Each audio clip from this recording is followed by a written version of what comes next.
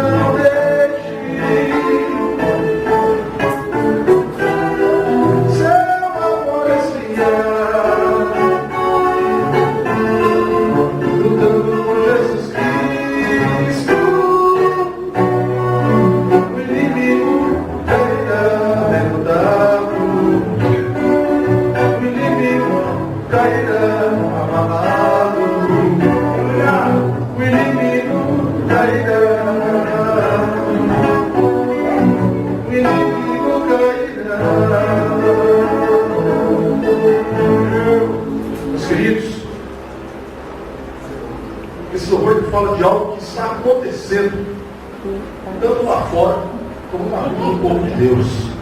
Eu digo uma coisa para você: esse acontecimento na tua vida está amarrado em nome de Jesus. Em nome de Jesus. Com o poder e a autoridade que é dada à minha vida aqui, eu amarro na tua vida. Eu Porque esse amor que existe em você, meu querido, ele não pode se esfriar.